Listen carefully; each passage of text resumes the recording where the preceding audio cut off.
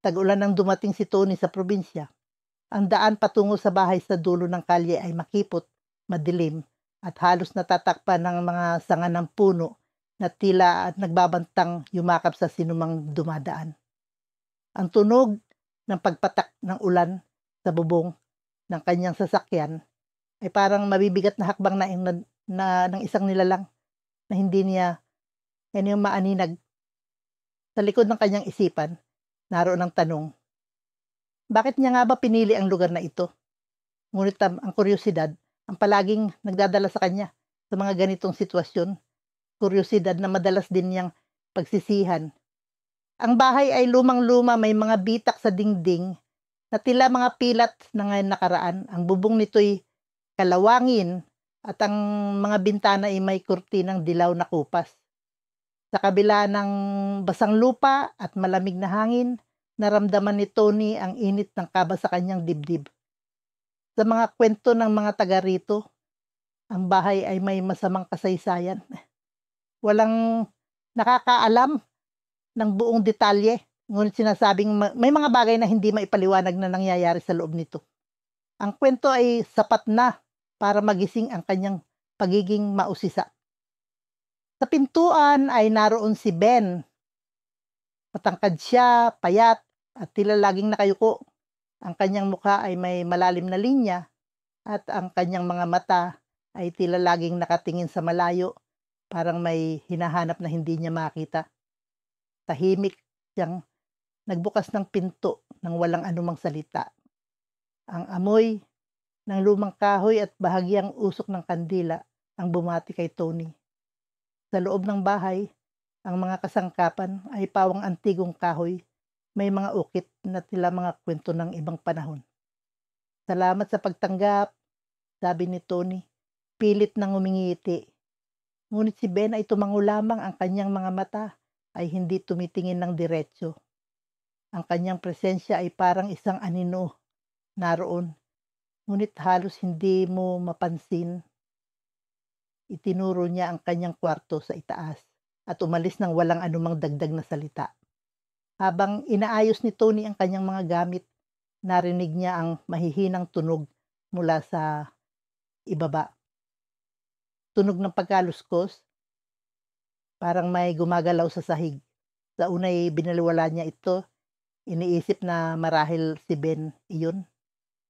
Ngunit nang sumapit ang gabi, ang tunog ay lumakas. Ang ulan sa bubong ay tila naging kasabay ng mga mahahabang hakbang sa loob ng bahay. Ang bawat tunog ay nagdadala ng kilabot sa kanyang balat hanggang sa mapansin niya na ang mga hakbang ay tila papalapit sa kanyang kwarto. Bumangon siya mula sa kama. Ang kanyang puso ay bumibilis ang pagtibok. Dinampot niya ang flashlight at dahan-dahang binuksan ang pinto. Ang pasilyo ay madilim at ang ilaw ng flashlight ay nagbigay liwanag sa magaspang na dingding. Sa dulo ng pasilyo may anino, ngunit nang igalaw niya ang ilaw, wala siyang nakita. Huminga siya ng malalim at bumalik sa kwarto. Pilit na pinapakalma ang sarili. Kinabukasan, nakipag-usap si Tony kay Ben. May naririnig akong mga tunog kagabi. Ikaw ba iyon? Tanong niya, sinusubukang maging kalmado. Ngunit si Ben ay tumingin lamang sa kanya. Ang kanyang mga mata ay tila puno ng babala. Ang bahay na ito, may mga bagay na hindi mo dapat galawin, sagot ni Ben. Mabagal ang bawat salita, parang sinisiguradong maiintindihan ni Tony. Hindi maalis ni Tony sa isip ang sinabi ni Ben. Habang naglilibot siya sa bahay, napansin niya ang isang lumang aparador na may kandado sa gilid ng sala. Ang kahoy nito ay maggaspang at ang mga ukit ay tila mga hugis ng tao na umiiyak. Sa tabi nito ay may isang kwaderno na nakapatong. Ang mga pahinay tila lumana at maputlang dilaw. Binuksan niya ito at ang unang pahina ay may nakasulat na pangalan. Isang apelyido na pamilyar sa kanya. Ang kanyang sariling apelyido. Napaatras siya, ang kanyang mga kamay ay nanginginig. Bakit narito ang apelyido ng kanyang pamilya? Sa likod ng kanyang utak May bumubulong na tanong, ano ang koneksyon ng bahay na ito sa kanya? Ngunit bago pa siya makapag-isip ng husto, narinig niya muli ang tunog ng pagkaluskos. Ngayon ay mas malakas, mas malapit. Ang tunog ay tila nagmumula sa ilalim ng sahig. Lumapit si Ben sa kanya. Ang kanyang mukha ay seryoso. Hindi mo dapat binuksan ang kwaderno, sabi niya. Ang boses ay mabigat. May mga bagay na kailangan mong malaman, ngunit hindi mo gugustuhing malaman. Hindi na nagtanong si Tony. Ang kanyang kuryosidad ay napalitan ng takot. Isang takot na hindi niya maipaliwanag. Isang takot na tila nakatanim na sa bahay na ito. Ngunit alam niyang hindi siya titigil hanggat hindi niya nalalaman ang buong katotohanan. Ang ulan ay walang tigil na bumubuhos, bumabagsak ang bawat patak sa bubong ng lumang bahay sa dulo ng kalye. Ang ilaw mula sa nag-iisang poste sa labas ay mahina, halos hindi maaninag ang paligid. Sa kabila ng dilim, lumakad si Tony patungo sa bahay, dala ang isang maliit na flashlight at ang matinding kuryosidad na matagal nang bumabagabag sa kanya. Ang bahay ay tila may sariling buhay.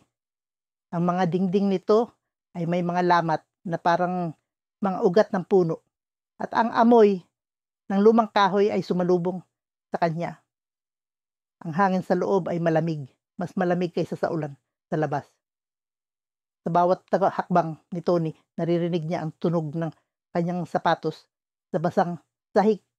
Isang tunog na tila sinasagot ng pagkaluskos sa kung saan saang sulok ng bahay. Sa isang kwarto sa likod, naroon si Ben, ang caretaker ng bahay. Matagal na siyang naninirahan dito, ngunit ang kanyang presensya ay hindi kailanman naging komportable para kay Tony. Ang kanyang tahimik na kilos, ang kanyang malalim na tingin, at ang kakaibang ugali nito ay nagdadagdag sa misteryo ng lugar.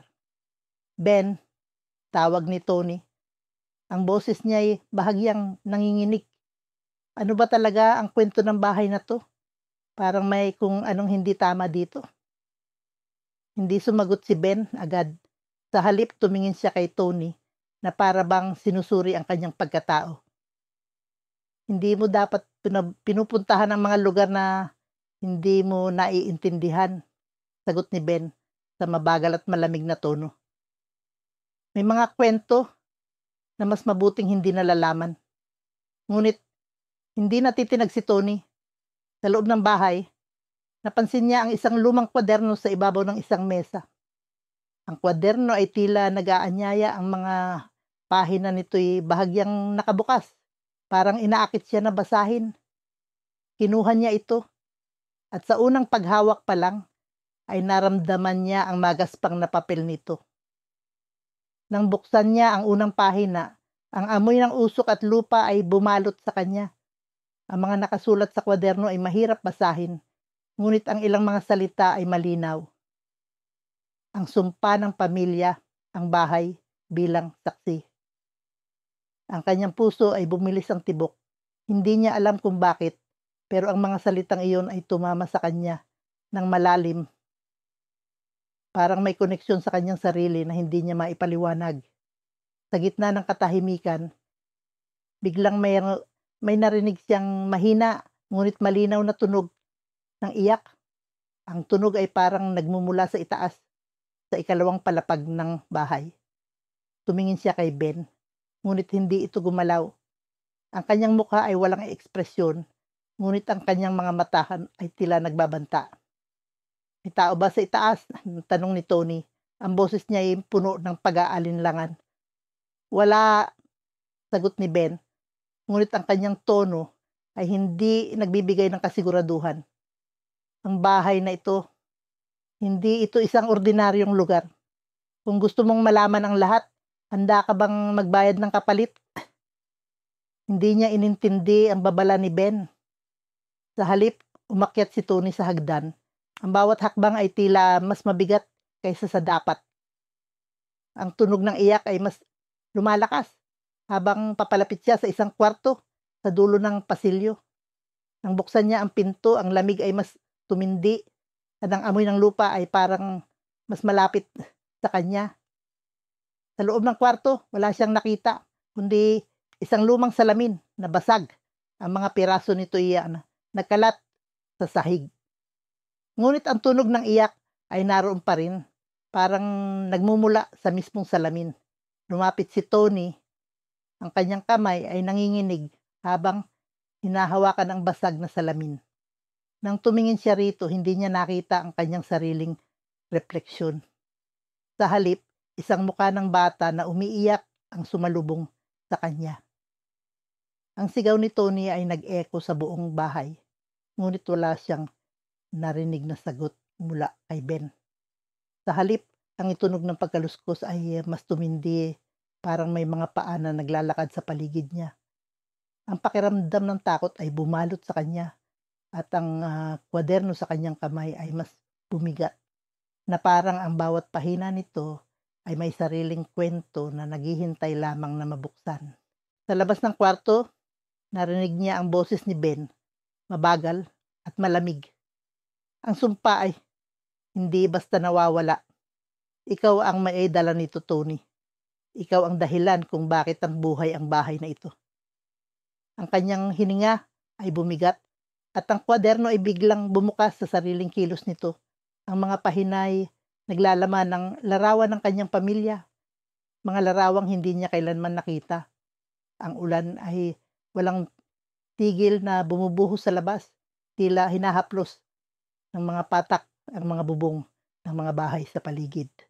Pero ang bahay sa dulo ng kalye, ang lumang bahay na may sirang bakod at mga bintanang may kurtinang punit-punit, ay tila hindi basta pinapansin ng ulan, parang nilalampasan lamang ito ng mga mundo. Tumigil si Tony sa harap ng gate, ang kanyang payong nanginginig sa lakas ng hangin.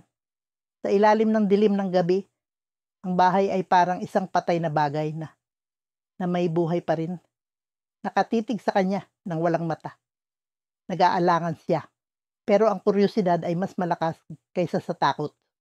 Ito ang bahay na sinasabi ng mga matatanda na may misteryong hindi dapat galawin. Pero para sa isang estudyante ng kasaysayan na puno ng tanong, ang ganitong lugar ay parang isang aklat na naghihintay lamang mabuksan.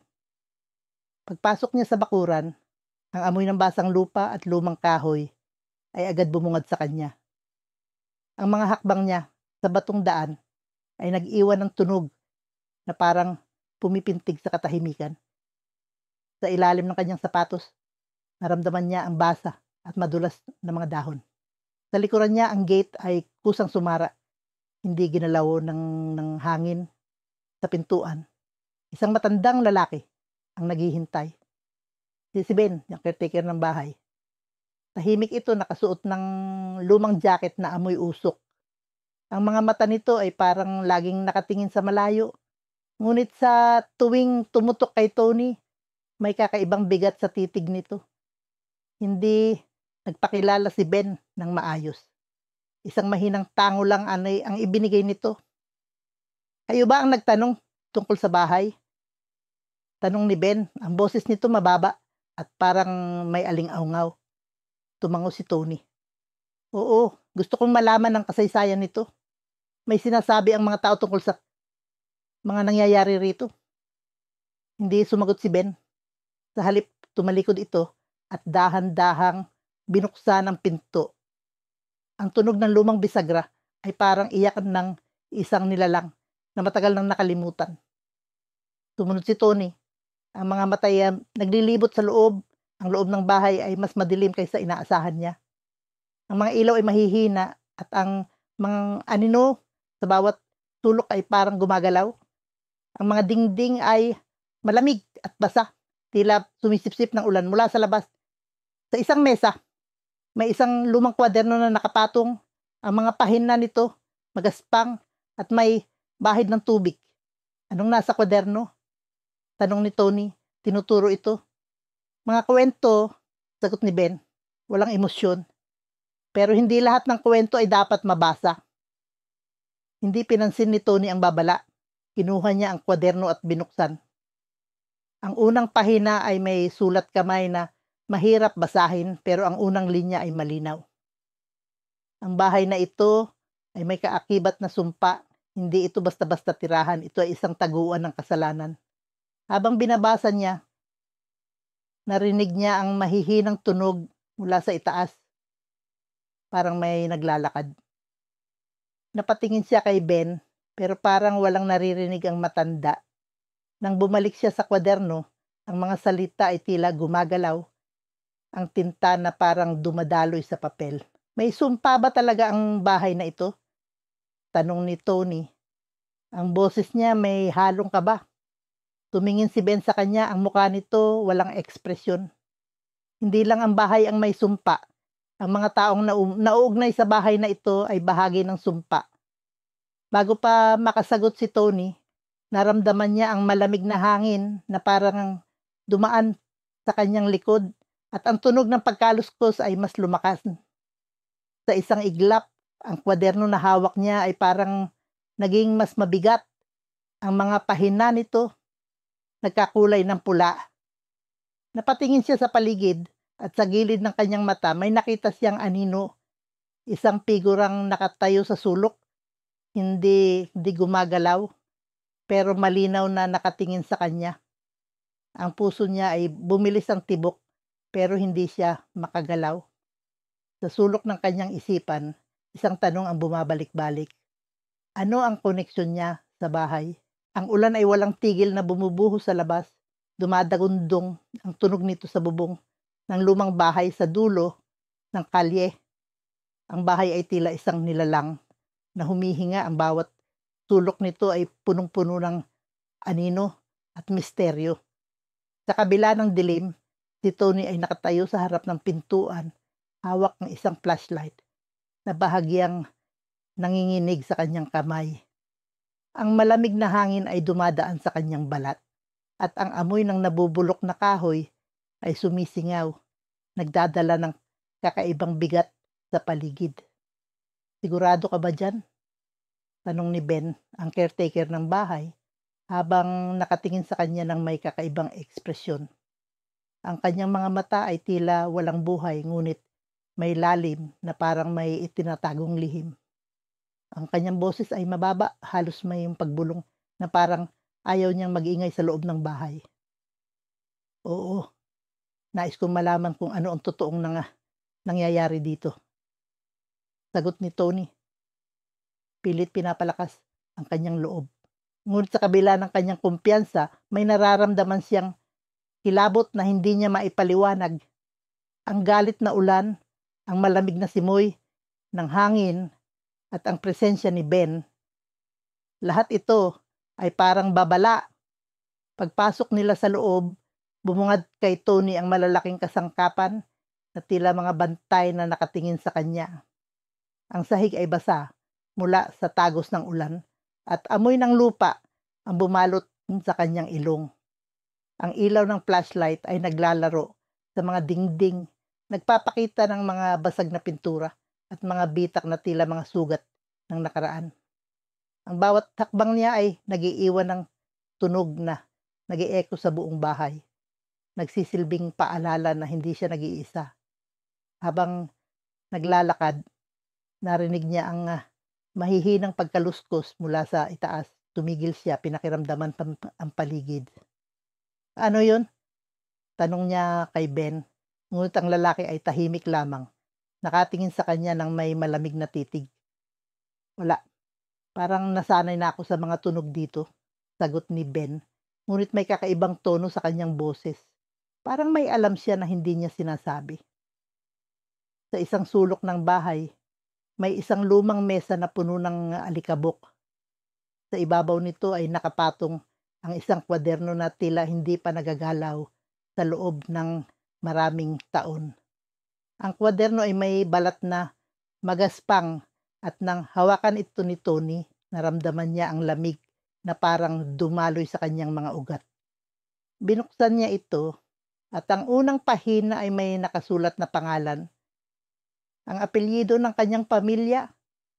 Bakit nandito ang apelyido ko? Tanong niya. Ngunit si Ben ay nanatiling tahimik, nakatingin lamang sa kanya ng may kakaibang ekspresyon. Ang mga pahina ng kwaderno ay puno ng mga sulat kamay na kwento tungkol sa bahay, mga pagkawala, mga kakaibang pangyayari, at mga sumpa na tila nagmumula sa nakaraan. Ang puso ni Tony ay bumilis ang tibok at ang kanyang hininga ay bumigat. Ang bawat salita ay parang bumabalot sa kanya, pinapalala ang takot na nararamdaman niya. Ang mga tunog sa itaas ay lumakas, na parang may kung anong gumagalaw. Isang biglang pagbagsak ang narinig nila, na parang may nahulog na mabigat. Si Tony ay napatingin kay Ben, ngunit ang lalaki ay nakatingin sa itaas. Ang kanyang mga mata ay nagbabago, parang hindi na siya tao. Hindi ka dapat nandito, bulong ni Ben, ngunit ang boses niya ay hindi na tulad ng kanina. Ito ay mas mababa, mas malamig, at mas nakakatakot. Ang pintuan sa itaas ay unti-unting bumukas, at ang malamig na hangin ay bumaba sa hagdan, dinadala ang halimuyak ng usok. Si Tony ay napaatras, ngunit ang kanyang likod ay tumama sa pader. Ang kanyang flashlight ay biglang namatay, at ang dilim ay tuluyang lumamon sa paligid. Sa kabila ng lahat, narinig niya ang isang boses, malambing ngunit puno ng galit. Tony, bakit ka bumalik? Ang ulan ay walang tigil na bumubuhos, tila mga luha ng langit na hindi maubos. Sa dulo ng kalye, ang lumang bahay ay nakatayo, tahimik, ngunit puno ng kwento na matagal nang hindi binubuksan. Ang mga bintana nito ay tila mga matang nakatitig, nanonood, naghihintay. Huminto si Tony sa harap ng pintuan, hawak ang kanyang payong na nanginginig sa lakas ng hangin. Sa kabila ng lamig, ang pawis sa kanyang noo ay hindi dahil sa init, kundi sa kaba. Sigurado ka ba dito? Tanong niya sa sarili, ngunit ang kuryosidad ang nagtulak sa kanya. College thesis ang dahilan niya, ngunit alam niyang higit pa rito ang dahilan ng kanyang pagganang punta. Ang bahay na ito, ang kwento nito, ang mga bulong na naririnig niya mula sa matatanda sa baryo. Lahat ng iyon ay parang magnet na humihila sa kanya. Binuksan niya ang pintuan at bumungad sa kanya ang loob ng bahay. Madilim, amoy lumang kahoy na may halong halimuyak ng lupa na tila hindi natuyo sa tag-ulan. Sa bawat hakbang, nararamdaman niya ang malamig na sahig na basa sa tagas mula sa bubong. Sa gilid naroon si Ben, ang caretaker ng bahay. Tahimik itong nakaupo sa isang lumang upuan. Ang kanyang mukha ay kalahating natatakpan ng anino. Magandang gabi, bati ni Tony. Pilit pinapakalma ang sarili. Hindi tumugon si Ben. Ang mga mata nito ay nakatingin lamang sa kanya. Parang may alam na hindi niya alam. Hindi niya maipaliwanag. Ngunit ang presensya ni Ben ay nagbibigay ng bigat sa hangin. Tila may kung anong nakatago sa loob ng katahimikan nito. Habang iniikot ni Tony ang bahay, napansin niya ang isang lumang kwaderno sa ibabaw ng mesa. Ang mga pahina nito ay magaspang. Ang tinta ay bahagyang kumalat sa basang papel. Binuksan niya ito at ang unang pahina ay may nakasulat na pangalan. Pamilya Reyes. Napakunot ang kanyang noo. Reyes ang apelyido ng kanyang ina. Hindi ito maaaring pagkakataan lamang. Sa likod niya narinig niya ang mahina, ngunit malinaw na pagkaluskos. Napalingon siya, ngunit si Ben ay naroon pa rin sa upuan, hindi gumagalaw. Sa sulok ng silid, tila may anino na dumaan, ngunit wala siyang makita. May tao ba dito bukod sa atin? Tanong niya kay Ben, ngunit hindi ito sumagot. Sa halip tumayo ito mabagal at tila hindi normal ang kilos. Ang bahay na ito, bulong ni Ben. Ang boses ay paos ngunit puno ng bigat. Hindi ito basta-basta, hindi ka dapat narito. Anong ibig mong sabihin? Tanong ni Tony. Ngunit bago pa siya makasagot, biglang bumukas ang isang pinto sa likod ng silid. Ang malamig na hangin ay dumaloy at ang amoy ng usok ay pumasok sa kanyang ilong. Sa loob ng pinto, may hagdan pababa. Ang madilim na basement. Walang bumababa diyan, sabi ni Ben. ngunit ang kanyang tono ay parang babala. Kung ano ang nasa loob ay hindi dapat ginagalaw. Ngunit ang kuryosidad ni Tony ay mas malakas kaysa sa takot. Bumaba siya, ang bawat hakbang ay tila mas mabigat kaysa sa nauna. Sa ilalim, nakita niya ang isang altar puno ng lumang litrato at mga kandila na naupos na. Sa gitna ng altar, may larawan ng isang babaeng hindi niya kilala. Ngunit ang mukha nito ay kahawig ng kanyang ina. Anong ibig sabihin nito? Anong tanong niya sa sarili? Ngunit bago siya makapag-isip pa, naramdaman niya ang malamig na hangin sa kanyang batok. Sa likod niya naroon si Ben. Ngunit ang mukha nito ay nagbago. Hindi na ito mukhang tao. Ang mga mata nito ay maitim at ang bibig ay bahagyang na nakangiti. Ang sumpa ng bahay na ito, bulong ni Ben, ay hindi lamang sa mga nakatira dito, kundi sa dugo ng iyong pamilya. Bago pa man makagalaw si Tony, narinig niya ang isang malakas na tunog. Parang iyak ng bata, ngunit may halong galit. Ang mga kandila sa altar ay biglang nagliyab at ang anino sa paligid ay tila gumalaw, papalapit.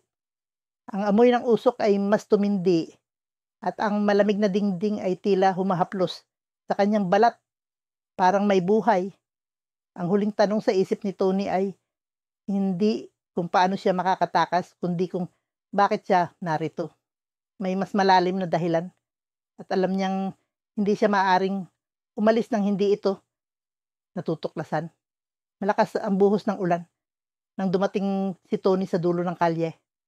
Ang kanyang payong ay halos hindi na makapigil sa pagbagsak ng tubig. Ang hangin ay tila nagbabantang agawin ito mula sa kanyang kamay. Sa harapan niya ay ang bahay, malaki, lumang-luma, at tila nagtatago ng mga kwento sa likod ng mga pader nitong may bitak. Ang mga bintana ay tila nagmamasid.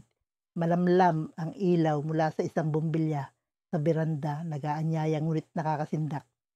Pumatok si Tony sa pinto, 3 mahinang suntok na halos hindi marinig dahil sa tunog ng ulan. Ang kahoy na pinto ay malamig at basa at sa bawat hakbang niya sa beranda, umaalingaw-ngaw ang tunog ng sapatos niyang basa sa kahoy. Hindi nagtagal, bumukas ang pinto. Si Ben, isang lalaking may edad na, nakasuot ng lumang jacket na tila hindi na nalabhan ng ilang taon ang sumalubong sa kanya. Tahimik itong tumingin sa kanya, ang mga mata nito ay madilim, tila may iniingatang lihim. "Pasok ka," sabi ni Ben. Malamig ang boses, halos walang emosyon. Nag-aalangan si Tony ngunit pumasok siya. Ang kuryosidad ang nagtulak sa kanya. Sa loob ang bahay ay mas madilim kaysa sa inaasahan. Ang ilaw ay mahina, ang mga dingding ay puno ng lumang larawan, at ang sahig ay basang-basa na tila may tagas mula sa bubong. Amoy ng lumang kahoy ang sumalubong sa ilong ni Tony. May halong halimuyak ng lupa na basa ng ulan. "Isa itong lumang bahay ng pamilya namin," sabi ni Tony, pilit na binabasag ang katahimikan. "Narinig ko sa mga matatanda na may mga kwento tungkol dito. Gusto kong magsaliksik para sa proyekto ko." Hindi sumagot si Ben. Sa halip, naglakad ito papunta sa isang sulok ng sala kung saan may lumang upuan. Naupo siya, ang tingin ay nakatutok sa sahig, parang may iniisip na malalim.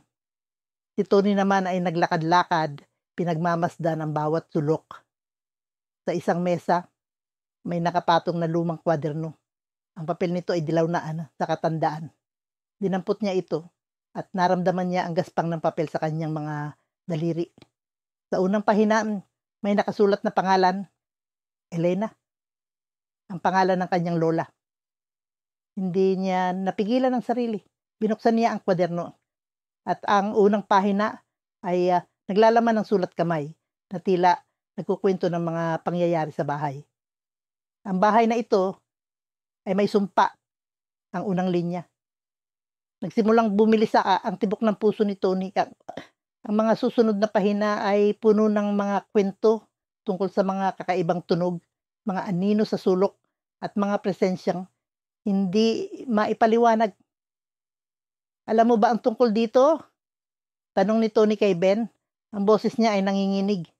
Ngunit si Ben ay nanatiling tahimik. Sa halip, tumayo ito at naglakad papunta sa isang lumang aparador. Binuksan niya ito at mula sa loob ay kinuha ang isang maliit na kahon. Binuksan niya ang kahon at sa loob nito ay may nakapatong na lumang litrato. Ang litrato ay nagpapakita ng isang batang babae, nakangiti, ngunit ang likod ng litrato ay may nakasulat na babala. Huwag kang magtatagal sa bahay na ito.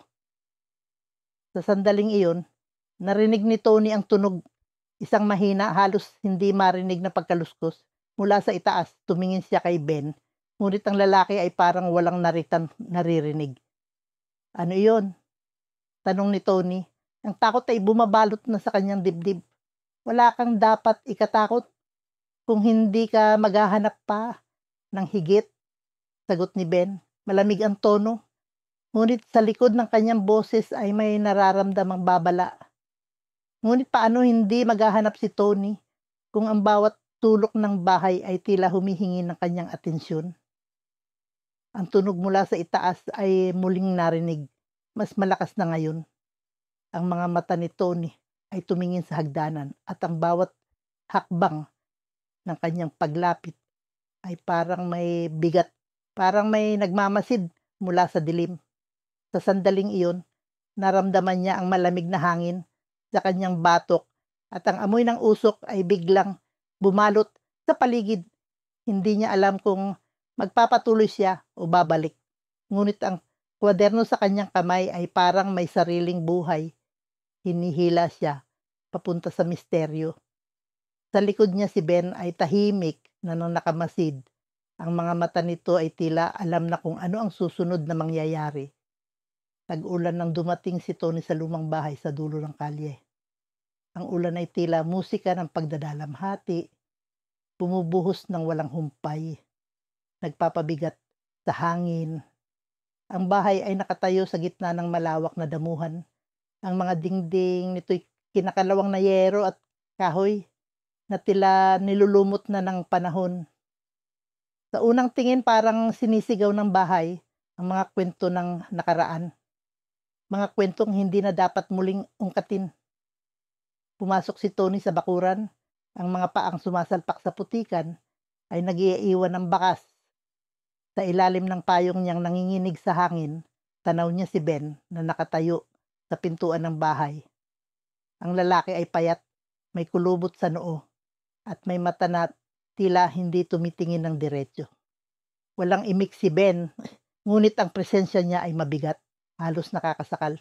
Magandang gabi po, sabi ni Tony. Pilit pinapalambot ang tono ng kanyang boses.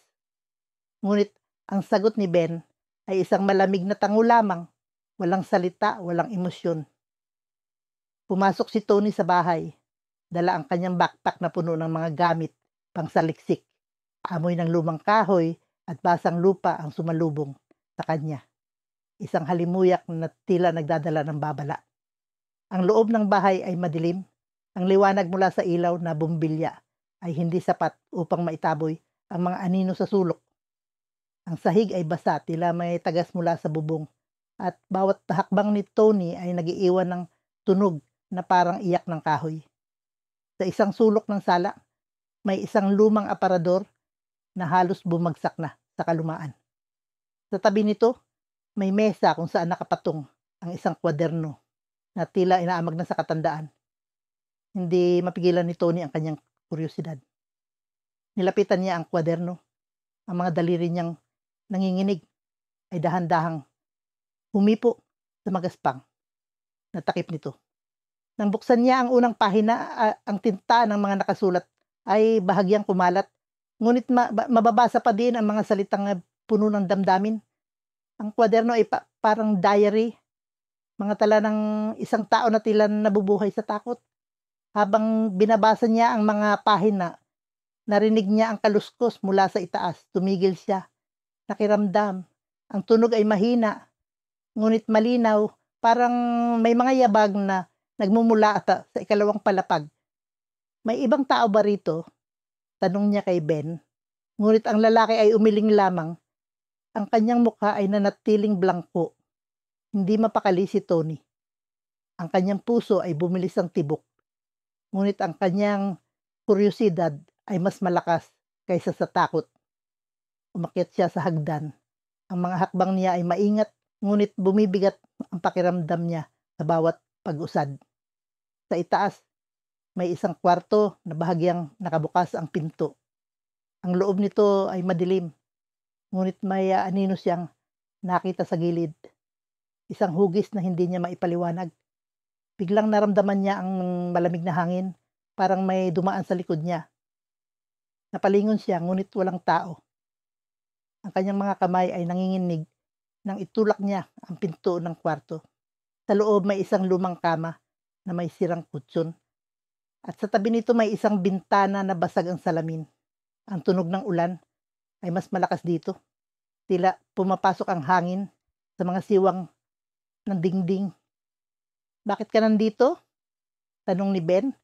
Nasa likod na pala niya. Ang boses nito ay mababa, halos pabulong. Ngunit may bigat na parang tumatagos. Napalingon si Tony at sa unang pagkakataon ay nakita niya ang ekspresyon sa mukha ni Ben, isang halo ng takot at galit. "Gusto kong malaman ang totoo tungkol sa bahay na ito," sagot ni Tony. Pilit pinapatatag ang boses. Ngunit bago pa makasagot si Ben, narinig nila pareho ang mahihinang iyak mula sa ilalim ng sahig. Ang iyak ay parang sa bata, ngunit may kakaibang tono. Parang may sakit, parang may hinanakit. Napatingin si Tony kay Ben, ngunit ang lalaki ay nakatingin na sa sahig. Ang kanyang mga mata ay tila puno ng lihim na hindi niya kayang sabihin. Sa sandaling iyon, alam niyang may mas malalim pang dahilan kung bakit naroon si Ben. Ang ulan ay walang tigil na bumubuhos sa madilim na kalangitan, tila binabalot ng malamig na yakap ang buong paligid. Tumigil si Tony sa tapat ng lumang bahay sa dulo ng kalye. Ang ilaw ng kanyang flashlight ay tumama sa basag-basag na bintana at punit-punit na kurtina. Ang bahay ay tila isang nilalang na matagal nang iniwan, ngunit may presensyang naroon pa rin. Isang presensyang hindi niya maipaliwanag. Ang amoy ng lumang kahoy at basang lupa ay sumalubong sa kanya. Nagpapakilabot sa bawat hakbang niya, papalapit. Sa pagbukas ng pinto, naramdaman niya ang bigat nito, parang may pumipigil sa kanya mula sa loob. Ang sahig ay basa, malamig, at tila may mga marka ng yapak na hindi niya mawari kung saan patungo. Sa sulok ng sala, nakatayo si Ben, ang caretaker ng bahay. Tahimik siya, hindi gumagalaw. Ang kanyang mga mata ay tila nakatitig sa kawalan. Ang kanyang presensya ay hindi nakakaaliw. May kung anong kakaiba sa kanyang postura. Para bang siya mismo ay bahagi ng bahay. "Ikaw si Tony?" Malamig na tanong ni Ben. Ang boses niya ay mababa at may halong bahid ng pag-aalinlangan.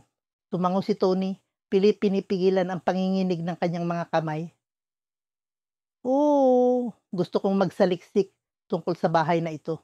Maraming kwento ang naririnig ko, mga kwento ng sumpa."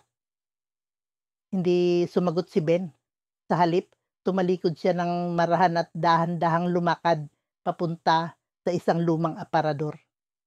Binuksan niya ito at mula sa loob ay kinuha ang isang kwaderno.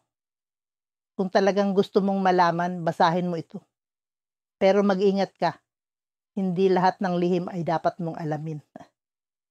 Kinuha ni Tony ang kwaderno. Ang magaspang na papel nito ay nagbigay ng kakaibang pakiramdam sa kanyang mga daliri. Ang unang pahina ay may nakasulat na pangalan, isang pangalan na pamilyar sa kanya, Amelia Reyes, ang lola niya. Napalunok si Tony. Ang kanyang puso ay bumilis ang tibok. Bakit narito ang pangalan ng kanyang lola? Ano ang koneksyon niya sa bahay na ito? Sa kalagitnaan ng kanyang pagbabasa, narinig niya ang pagkaluskos mula sa itaas. Tumingala siya. Ang kisame ay may mga anino na gumagalaw. Tila may mga paa na naglalakad. "Ano iyon?" tanong niya kay Ben. Ngunit nanatili itong tahimik, nakatingin lamang sa kanya na parang may alam na hindi niya sinasabi. Nagpatuloy ang tunog, hindi lang pagkaluskos kundi mahihinang iyak na parang mula sa isang bata. Ang mga buhok ni Tony ay tumayo sa batok, hindi na niya mapigilan ang takot, ngunit ang kuryosidad ay mas malakas. Umakyat siya sa hagdan. Bawat takbang ay tila mas mabigat kaysa sa nauna. Ang dingding ay basa, malamig, at tila gumagalaw sa bawat dampi ng kanyang kamay. Sa ikalawang palapag, nakakita siya ng isang kwarto na bahagyang nakabukas. Ang amoy ng usok ay tumama sa kanyang ilong. Halatang may nasunog sa loob. Pumasok siya at sa gitna ng kwarto ay may isang lumang crib, basag at puno ng alikabok. Sa tabi nito, may isang lumang litrato. Ang kanyang lola, nakangiti, ngunit sa likod niya ay ang bahay na ito. Biglang naramdaman niya ang malamig na hangin sa kanyang likuran. Paglingon niya, naroon si Ben, nakatayo sa pintuan. Ang kanyang mukha ay mas madilim kaysa kanina. Hindi ka dapat narito, sabi niya, nga ang boses ay puno ng babala. Ngunit bago pa siya makapagsalita, bumagsak ang kwaderno mula sa kanyang kamay. Ang mga pahina nito ay bumuklat at ang mga nakasulat na salita ay tila gumagalaw, nabubura at muling lumilitaw, parang may sariling buhay. Ang tunog ng iyak ay lumakas at ang crib ay gumalaw ng bahagya. Hindi na alam ni Tony kung ang takot o ang kuryosidad ang nangingibabaw sa kanya. Sa isang iglap, naramdaman niya ang malamig na kamay na humawak sa kanyang balikat. Ngunit paglingon niya, si Ben ay nasa kabilang dulo ng kwarto. Nakatingin lamang. Ang kwaderno ay biglang sumara ng mag-isa at ang tunog nito ay parang pintuang isinara mula sa kabilang mundo. Hindi maipaliwanag ni Tony kung bakit, ngunit alam niyang hindi siya makakaalis nang hindi niya nalalaman ang buong katotohanan, kahit ano pang kapalit nito. Sa gitna ng makulimlim na gabi, bumaba si Tony mula sa tricycle na naghatid sa kanya sa dulo ng kalye. Ang ulan ay mahinang pumapatak, ngunit sapat na upang magbigay ng malamig na dampi sa kanyang balat. Sa harap niya, ang lumang bahay, malaki, tahimik at tila nagmamasid, ay parang isang nilalang na may lihim na buhay. Ang mga kahoy na dingding nito ay nababalutan ng amag, habang ang mga bintanang basag ay parang mga matang nakatingin. Nilapitan niya ang gate na kalawangin. Ang bawat paghila rito ay nagbigay ng tunog na parang daing ng isang matandang sugatan. Napatingin siya sa paligid. Ang kalye ay tahimik, maliban sa tunog ng ulan na tumatama sa bubong ng mga bahay. Wala ni isang tao sa paligid, maliban sa isang figura na nakatayo sa ilalim ng anino ng malaking puno. Si Ben, ang caretaker ng bahay, ay halos hindi gumagalaw. Ang kanyang katawan ay parang bahagi ng dilim. Nakasuot siya ng lumang jacket na kupas at ang kanyang muka ay halos hindi maaninag sa ilalim ng kanyang sombrero. Lumapit si Tony, hawak ang payong na tila walang saysay sa lakas ng hangin. Magandang gabi, Manong Ben, bati niya, pilit na pinapalakas ang loob. Ngunit ang sagot ni Ben ay isang mabagal na tango lamang. Ang kanyang mga mata ay hindi tumitingin ng diretso kay Tony. Sa halip, tila nakatuon ito sa bahay na parang may inaasahan siyang mangyari. Sigurado po ba kayong ligtas dito? Mukhang ibang klase ang bahay na ito, tanong ni Tony. Pilit na ngumingiti. Hindi sumagot si Ben, ngunit ang kanyang bibig ay bahagyang gumalaw. Sapat lamang upang marinig ni Tony ang mga salitang, ang bahay ang pipili kung ligtas ka. Napanganga si Tony sa sagot. Hindi niya alam kung nagbibiro si Ben o may sinasabi itong seryoso. Ngunit bago pa siya makapagtanong ulit, nagsimula ng maglakad si Ben papasok sa bahay. Hila-hila ang malaki at kalawangin na susi. Sumunod si Tony. Ang kanyang mga paa ay nagiiwan ng marka sa basang lupa. Sa loob ng bahay, ang dilim ay mas malalim, mas mabigat. Ang amoy ng lumang kahoy at basang lupa ay bumalot sa ilong ni Tony, habang ang tunog ng bawat hakbang nila sa basang sahig ay parang alingawngaw ng mga nakaraan. Ang mga dingding ay puno ng lumang larawan, ngunit ang mga mukha sa larawan ay tila nabura ng panahon na iwan ang mga anino ng kung sino sila noon.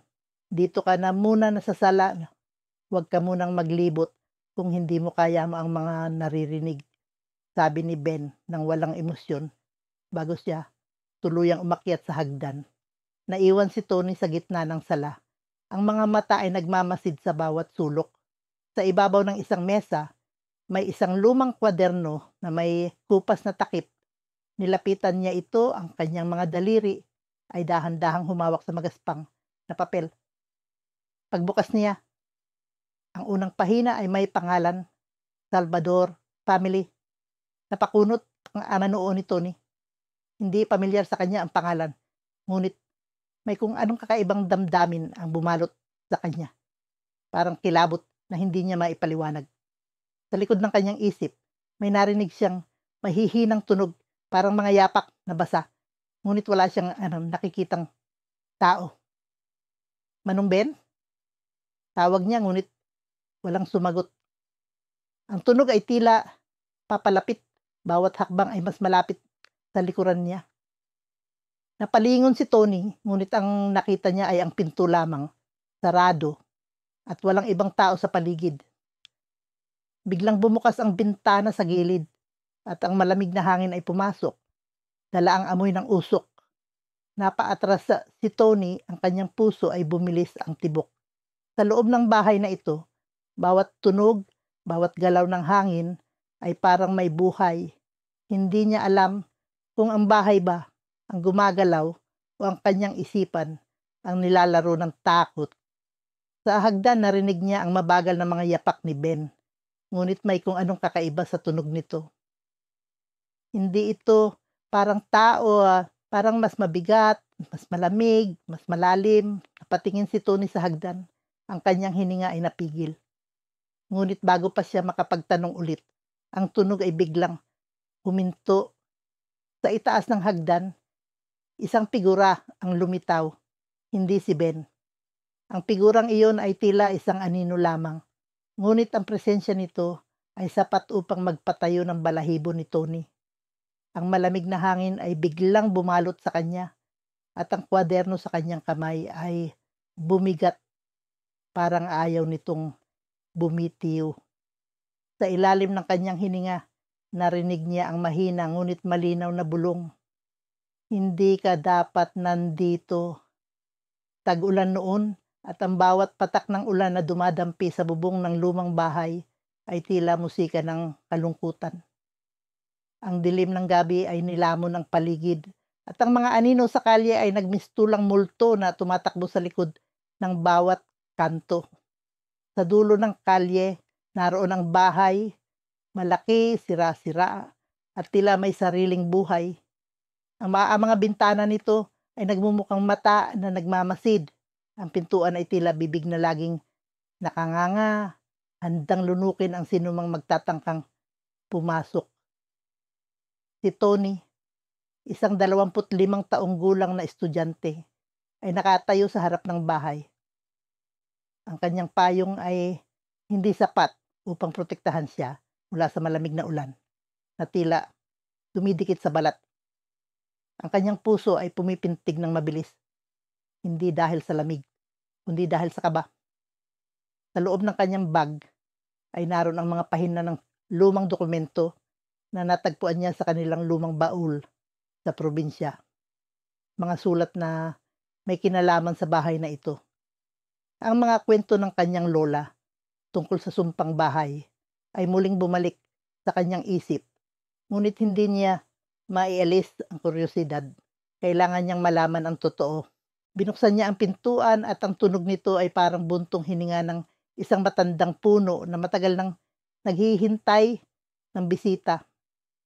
Pumasok siya at bumungad sa kanya ang amoy ng lumang kahoy at lupa na parang naghalo ang amoy ng nakaraan at kasalukuyan. Ang sahig ay basa, marahil dahil sa tubig ulan na tumutulong mula sa bubong. Sa bawat na hakbang ni Tony, ang sahig ay umuungol, isang paalala na hindi siya nag-iisa sa bahay na ito. May maitutulong ba ako? Isang mababang boses ang pumuno sa katahimikan. Napalingon si Tony at nakita niya si Ben, ang caretaker ng bahay. Matangkad ito, payat, at ang kanyang mga mata ay tila alon sa dagat, malalim, malamig, at mapanganib. Nakatayo siya sa gilid ng hagdan, hawak ang isang lampara na nagbibigay ng bahagyang liwanag sa madilim na paligid. Oo, ako si Tony. May nais lang akong alamin tungkol sa bahay na ito. Sagot niya, pilit na pinatatag ang boses sa kabila ng kaba. Hindi gumalaw si Ben, pero ang kanyang tingin ay tila bumabaon sa kaluluwahan ni Tony. Ang kanyang presensya ay mabigat, na parang ang hangin sa paligid ay biglang naging mas makapal. Maraming kwento ang bahay na ito, ngunit hindi lahat ng kwento ay dapat marinig, sabi ni Ben. Malamig ang boses na parang hamog sa madaling araw. Hindi siya ngumiti. Sa halip tumalikod siya at nagsimulang maglakad papunta sa kusina. Kung nais mo, maaari kang magtanong. Ngunit tandaan mo, Tony, ang bawat tanong ay may kapalit. Nag-atubili si Tony, ngunit ang kuryosidad ay mas malakas kaysa sa takot. Sumunod siya kay Ben at sa bawat hakbang ay naririnig niya ang mahihinang tunog ng pagkaluskos. Parang may mga paa na gumagalaw sa gilid ng kanyang paningin. Nang makarating sila sa kusina, napansin ni Tony ang isang lumang kwaderno na nakapatong sa mesa. Ang balat nito ay magaspang at ang mga pahina ay dilaw na tila kinain na ng panahon. Buksan mo kung nais mong malaman ang lihim ng bahay, sabi ni Ben. Ngunit ang kanyang tono ay hindi nag-anyaya. Ito'y babala. Dinampot ni Tony ang kwaderno at sa paghawak niya rito ay naramdaman niya ang lamig na parang yelo sa kanyang palad. Binuksan niya ang unang pahina at ang kanyang mata ay napako sa isang larawan. Isang pamilya, 3 magulang at 2 bata. Ngunit ang isa sa mga bata ay may guhit ng ikis sa muka. Sa ilalim ng larawan ay may nakasulat, "Ang sumpa ay magsisimula sa huling dugo." Biglang may narinig siyang mahihinang iyak mula sa itaas ng bahay. Hindi ito iyak ng tao, masyado itong malalim, masyado itong puno ng pighati. Napatingin siya kay Ben, ngunit ang lalaki ay tahimik lamang at nakatingin sa kanya, na parang alam nito ang bawat hakbang ng kanyang kapalaran. "Tony, huwag kang umakyat," sabi ni Ben. Ngunit ang mga mata ni Tony ay nagtaas sa hagdan kung saan ang tunog ng iyak ay nagmumula. Ang kanyang puso ay tumitibok ng mabilis at ang malamig na pawis ay dumadaloy sa kanyang likod. Sa kabila ng takot, ang kanyang mga paa ay gumalaw. Ang hagdan ay tila walang katapusan at ang bawat hakbang ay nagdadala ng mas mabigat na kaba. Sa kanyang pag-akyat, nararamdaman niya ang malamig na hangin na dumadampi sa kanyang balat at ang tunog ng iyak ay mas lalong lumalakas. Sa wakas, narating niya ang itaas, ngunit ang kanyang mga mata ay hindi makapaniwala sa kanyang nakita.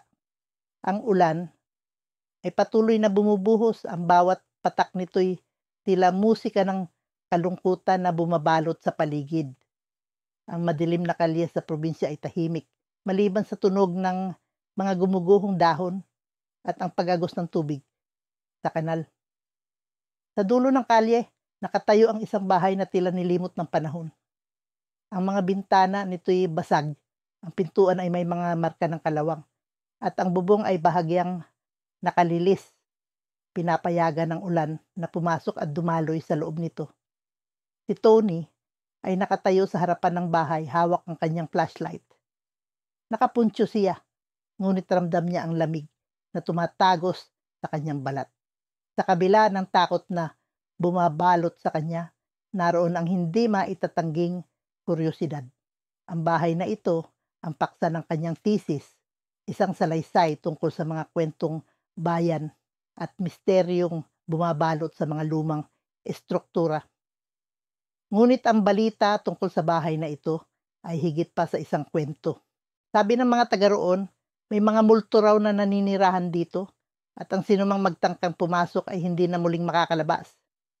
Sa likod ng bahay, lumabas si Ben, ang caretaker.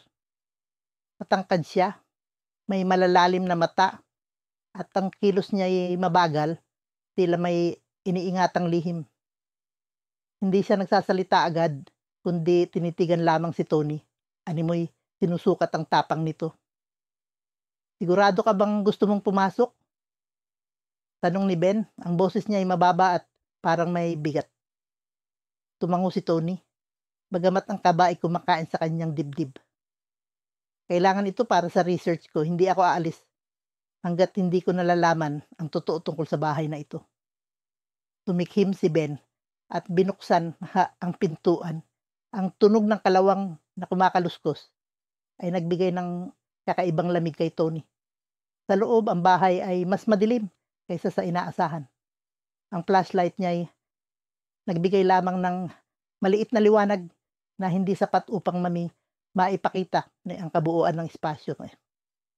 May mga lumang kasangkapan na natatakpan ng alikabok, mga larawan sa dingding ang nakupas na, at ang sahig ay basang-basa dahil sa tulo mula sa bubong. Ang amoy ng lumang kahoy at dampang lupa ay sumalubong sa kanya na nagbigay ng pakiramdam na para bang siya'y nasa ilalim ng lupa. Habang lumalalim ang gabi, nagsimula ang mga kakaibang tunog. Sa simula ay mga mahihinang pagkaluskos lamang na parang may naglalakad. Sumunod ay ang tunog ng mahihinang iyak. Hindi malinaw kung ito'y galing sa tao o hayop.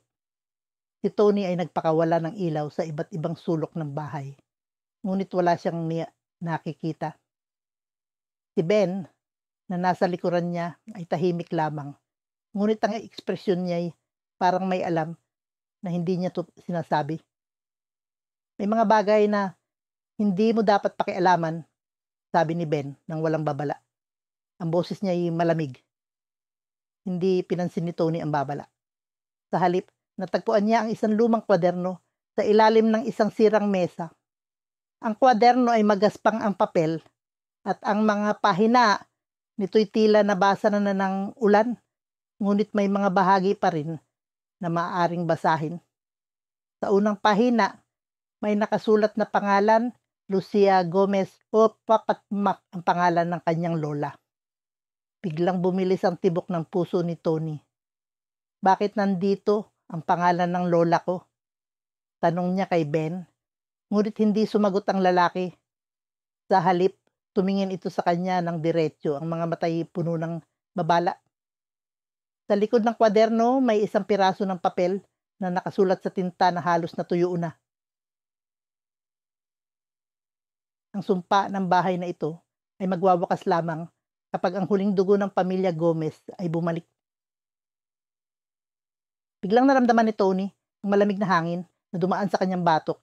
Ang flashlight niya ay biglang kumikislap at sa isang iglap may anino na dumaan sa harapan niya. Hindi niya maipaliwanag kung ano iyon. Hindi tao, hitinana, hindi hayop, pakaani.